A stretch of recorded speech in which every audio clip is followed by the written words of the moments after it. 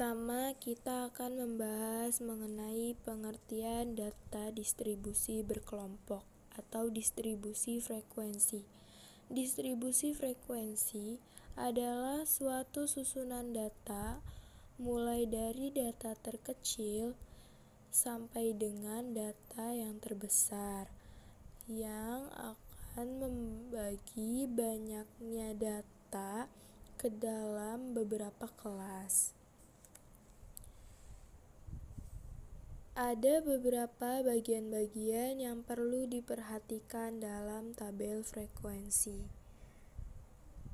Yang pertama ada range atau jangkauan, yang kedua ada banyaknya kelas, yang ketiga interval kelas atau panjangnya kelas, yang keempat batas kelas, kelima tepi kelas, dan yang terakhir ada titik tengah kelas. Pertama, kita akan membahas mengenai range atau jangkauan. Range merupakan selisih data terbesar atau maksimum dengan data terkecil atau minimum. Kemudian, range dapat kita hitung dengan menggunakan rumus R sama dengan X maksimum dikurangin X minimum, di mana R merupakan range-nya atau jangkauannya, X maksimum atau X max merupakan nilai data terbesarnya, dan X minimum merupakan data terkecilnya. Semisalkan dalam suatu data di mana diketahui X maksimumnya atau data terbesarnya adalah 60, sedangkan data terkecilnya adalah 40, sehingga R sama dengan X maksimum dikurangin X minimum ya sama dengan 60 dikurangin 40 adalah 20, sehingga diketahui range atau jangkauannya adalah 20. Yang kedua, ada banyaknya kelas. Banyaknya kelas itu mencakup semua data yang akan diobservasi. Untuk menentukan banyaknya kelas atau menggunakan simbol K, dapat menggunakan rumus K sama dengan 1 ditambah 3,3 log N, di mana K merupakan banyaknya kelas, N adalah banyaknya data atau frekuensi, dan 3,3 merupakan bilangan konstannya. Kemudian yang ketiga ada interval kelas. Interval kelas atau bisa disebut juga dengan panjang kelas merupakan selisih dari data terbesar dengan data terkecil, atau selang yang memisahkan kelas yang satu dengan kelas yang lain, atau dapat juga kita artikan jarak antara tepi atas kelas dengan tepi bawah kelas. Untuk mencari interval kelas, kita dapat menggunakan rumus P sama dengan R per K, di mana P merupakan panjang kelas atau interval kelas, R merupakan rentang atau jangkauan atau juga range, K merupakan banyaknya kelas. Kemudian yang keempat ada batas kelas. Batas kelas suatu interval kelas adalah nilai-nilai ujung yang terdapat pada suatu kelas atau merupakan batas antar kelas. Terdapat dua batas kelas dalam suatu interval kelas, yaitu batas bawah kelas dan batas atas kelas. Untuk batas bawah kelas terdapat deretan kiri kelas, sedangkan untuk batas atas kelas terdapat di deretan kanan kelas. Yang kelima ada tepi kelas. Tepi kelas atau batas nyata kelas yang tidak mempunyai lubang atau angka tertentu antara kelas yang satu dengan kelas yang lainnya. Terdapat dua tepi kelas, yakni tepi kelas atas dan tepi kelas bawah. Untuk menentukan tepi kelas, kita dapat mencarinya dengan menggunakan cara atau rumus untuk tepi bawah kelas, yaitu batas bawah kelas atau BB dikurang dengan 0,5. Sedangkan untuk tepi atas kelasnya, yaitu batas atas kelas atau BA ditambah 0,5.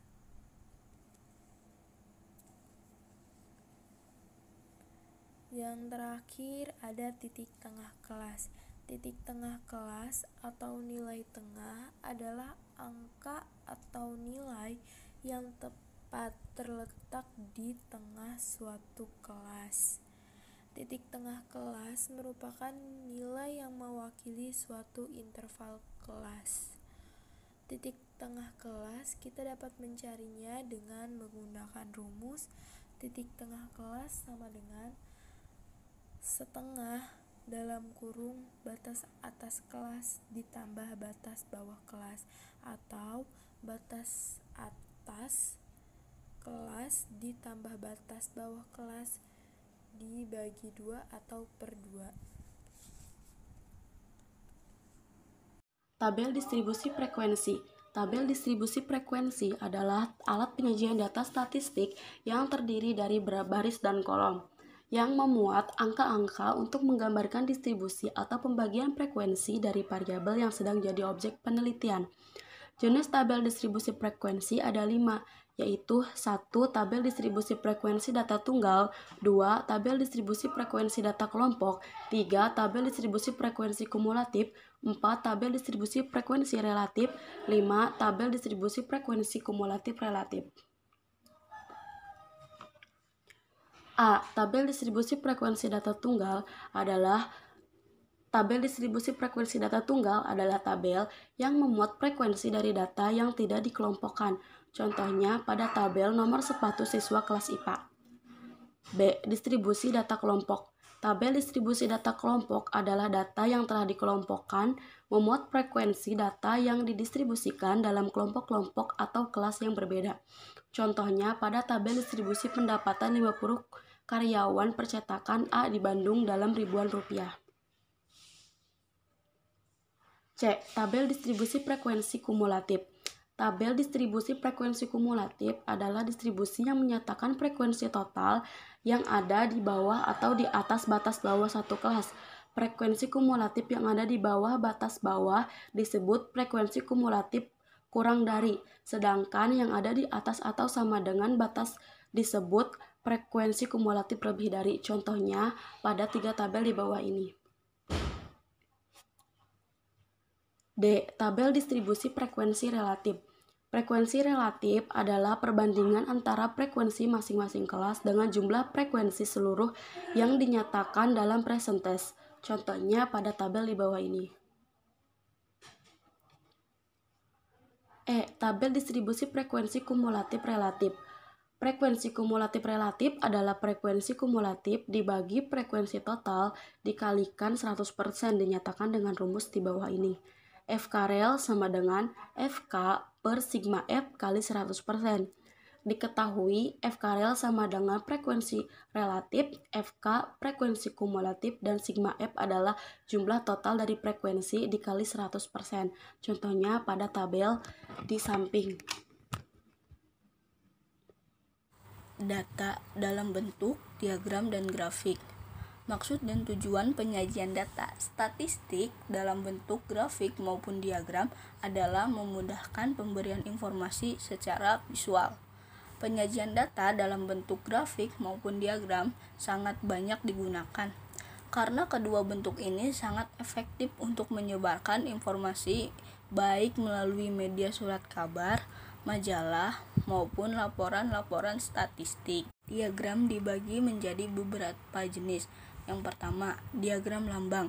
Diagram lambang adalah penyajian data statistik dalam bentuk gambar-gambar dengan ukuran tertentu untuk menunjukkan nilai masing-masing data. Contoh, jumlah lulusan suatu perguruan tinggi dari tahun 1992 sampai 1996 adalah sebagai berikut. Yang kedua, diagram batang. Diagram batang pada umumnya digunakan untuk membandingkan suatu data dengan data keseluruhan. Beberapa hal yang perlu diperhatikan untuk membuat diagram batang adalah skala yang digunakan harus dimulai dari 0. Diagram batang dapat dibuat secara vertikal maupun horizontal. Skala tinggi maupun lebar diagram batang harus sama. Diagram harus dilengkapi oleh judul. Contoh, nilai eksponen non-migas tahun 1991 sampai 1995. Yang ketiga, diagram garis. Diagram garis dipakai untuk menggambarkan suatu data yang berkelanjutan dalam suatu kurun waktu tertentu. Misalnya, data produksi dari tahun ke tahun, nilai eksponen suatu jenis barang dari tahun ke tahun, dan sebagainya. Contoh, data curah hujan di Kota Bandung pada tahun 1996 adalah sebagai berikut. Yang keempat, diagram lingkaran. Penyajian data dalam bentuk diagram lingkaran didasarkan pada pembagian sebuah lingkaran dalam beberapa bagian sesuai dengan jenis data yang akan disajikan. Selanjutnya, tiap-tiap bagian diberikan keterangan sesuai dengan jenis data yang disajikan. Contoh, data pekerjaan orang tua siswa SMK kelas 10 tahun 1996. Diagram lingkaran dari informasi slide sebelumnya sebagai berikut. Yang pertama, wira swasta sama dengan 200/400 dikali 100% sama dengan 50%. Diagram dengan sudut pusat sama dengan 50/100 dikali 360 derajat sama dengan 180 derajat. Yang kedua, pegawai negeri sama dengan 100/400 dikali 100% sama dengan 25%. Diagram dengan sudut pusat sama dengan 25/100 dikali 360 derajat sama dengan 90 derajat. Petani, 70/400 dikali 100% sama dengan 17,5%. Diagram dengan sudut pusat sama dengan 17,5/100 dikali 360 derajat sama dengan 63 derajat. Yang keempat, ABRI sama dengan 30/400 dikali 100% sama dengan 7,5%. Diagram dengan sudut pusat sama dengan 7,5/100 dikali 360 derajat sama dengan 27 derajat.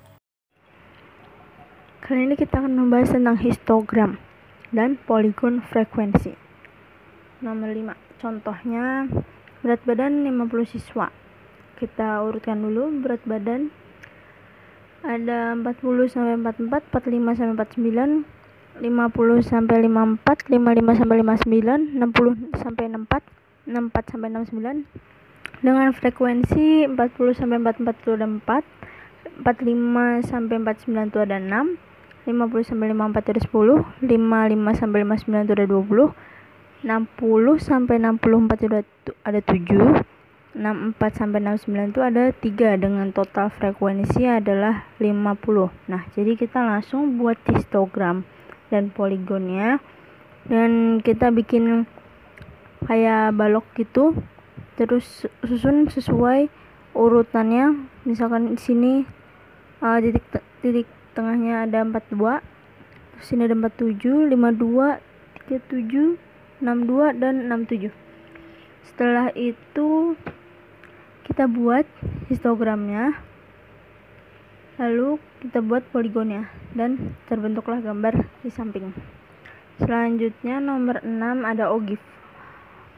Grafik OGIF dibuat dari data sebaran frekuensi kumulatif kurang dari dan frekuensi lebih dari.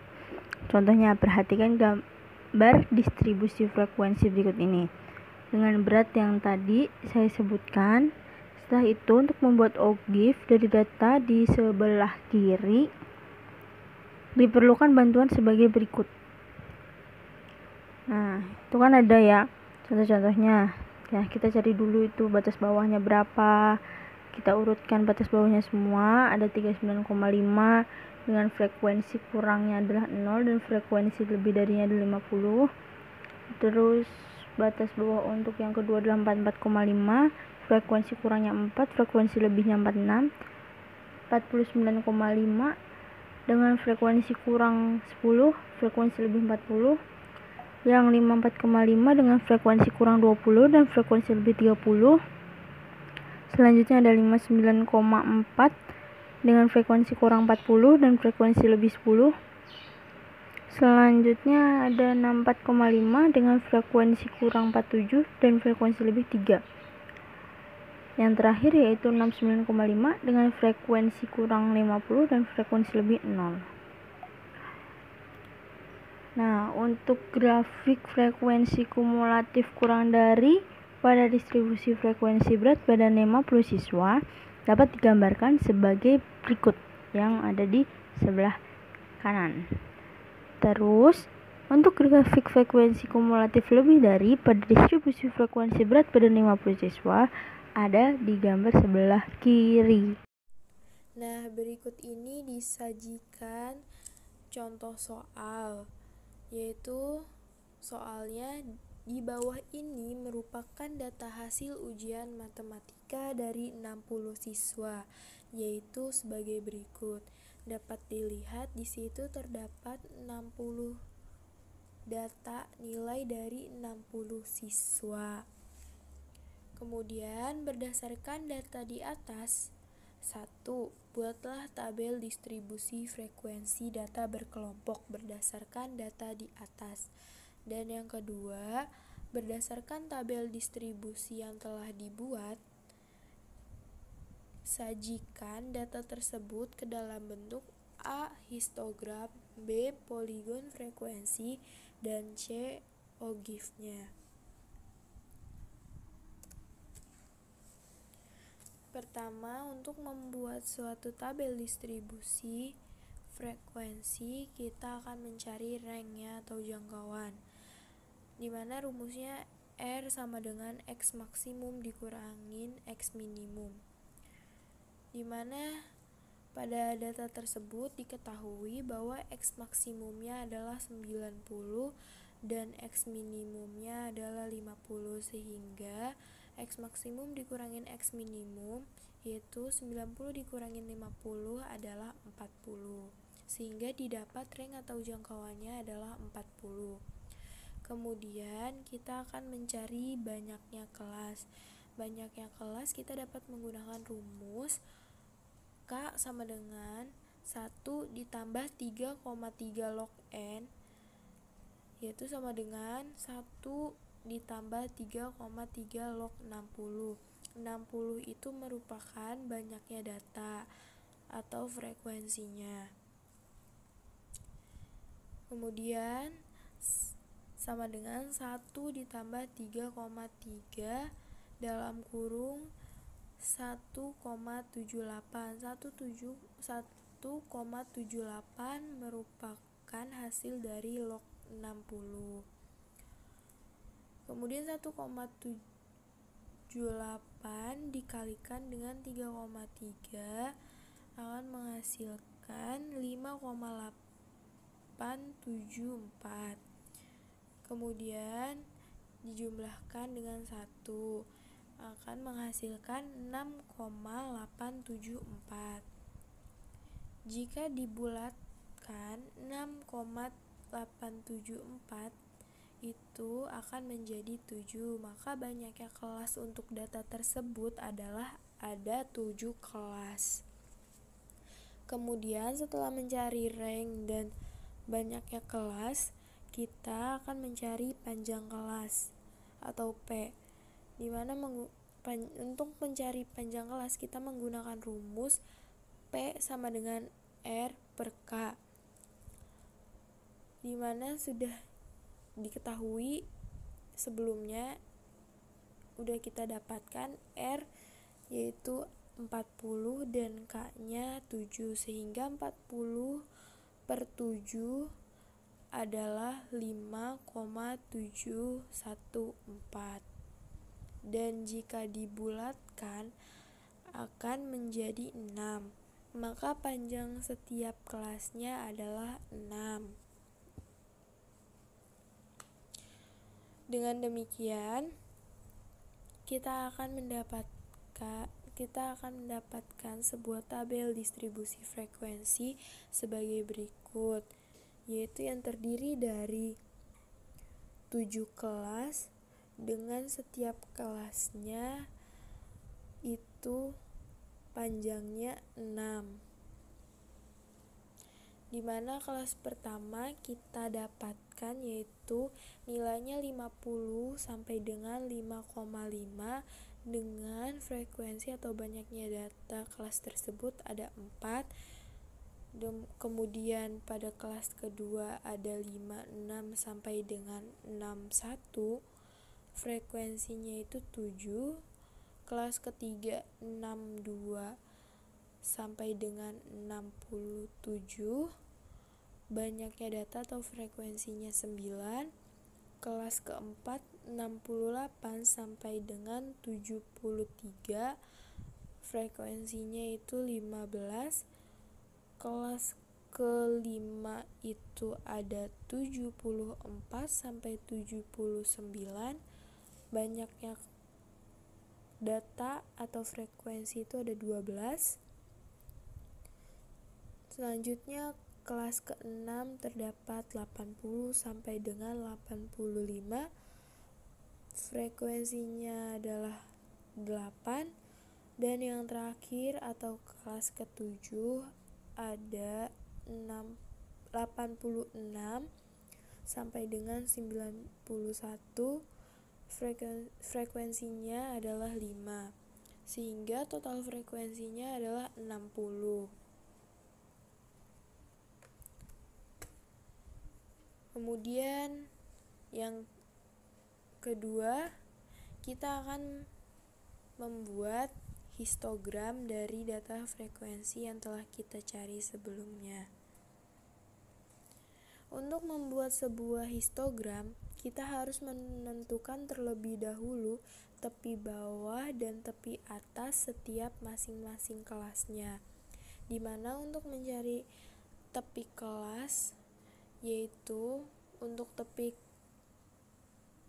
bawah kelasnya kita dapat mencarinya dengan TB sama dengan BB dikurangin 0,5, yaitu sama dengan 50 dikurangin 0,5, yaitu akan menghasilkan 49,5. Dan hitung TB-nya sampai dengan kelas terakhir. Kemudian kita akan mencari TA. TA kita dapat cari dengan TA sama dengan BA ditambah 0,5. Maka 55 ditambah 0,5 adalah 55,5. Sehingga dihasilkan sebuah histogram sebagai berikut.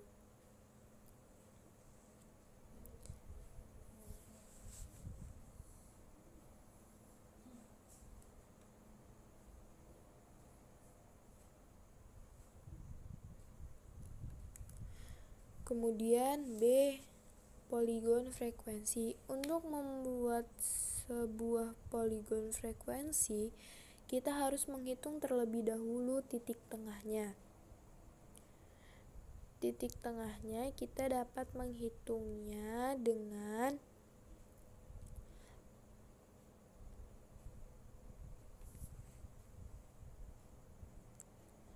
batas atas ditambah dengan batas bawah dibagi 2, yaitu pada kelas pertama terdapat batas atasnya itu 55 dan batas bawahnya 50, sehingga 55 ditambah 50 dibagi 2 akan menghasilkan 52,5.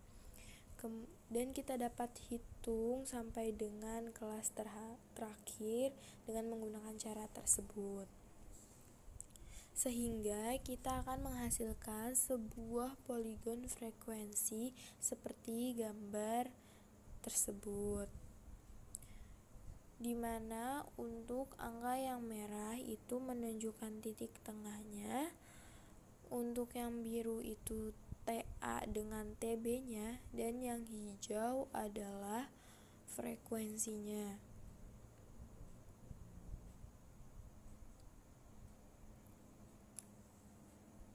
Dan yang terakhir kita akan mencari OGIF. Untuk membuat sebuah OGIF, menentukan terlebih dahulu FK kurang dari atau sama dengannya dan FK lebih dari atau sama dengannya, di mana FK kurang dari atau sama dengannya merupakan frekuensi kumulatif kurang dari, digunakan untuk mencari OGIF positif. Dan untuk FK lebih dari atau sama dengannya merupakan frekuensi kumulatif lebih dari, digunakan untuk mencari OGIF negatif. Untuk mencari FK lebih dari atau sama dengan, itu kita dapat menghitungnya dengan total dari frekuensi itu kan 60. Dari data yang disajikan itu 60 frekuensinya totalnya. Kemudian kita akan mengurangi total frekuensi tersebut dengan frekuensi pada kelas pertama, sehingga 60 dikurangin 4 akan menghasilkan 56. Dan kemudian 56 akan dikurangin dengan frekuensi kelas kedua yaitu 7, sehingga menghasilkan 49. 49 akan dikurangin dengan frekuensi kelas ketiga sehingga menghasilkan 40. 40 dikurangin 15 yang merupakan frekuensi kelas keempat sehingga menghasilkan 25. 25 dikurangin dengan 12, di mana merupakan 12 adalah kelas kelimanya, akan menghasilkan 13. 13 dikurangin dengan frekuensi kelas ke-6 yaitu 8 sehingga menghasilkan 5. Kemudian kita mencari FK kurang dari atau sama dengannya yaitu dengan cara frekuensi kelas pertama dijumlah dengan frekuensi kelas selanjutnya, yaitu misal di sini 4 maka akan ditambah dengan 7 akan menghasilkan 11. 11 akan dijumlah dengan frekuensi kelas kedua yaitu 9.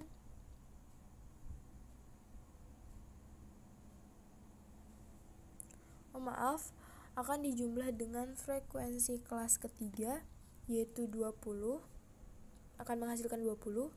20 akan dijumlah dengan frekuensi kelas keempat yaitu 15, akan menghasilkan 35. 35 dijumlah dengan 12 akan menghasilkan 47. 47 dijumlah dengan kelas ke-6 akan menghasilkan 55. 55 dijumlah dengan frekuensi kelas ke-7 yaitu 5 akan menghasilkan 60.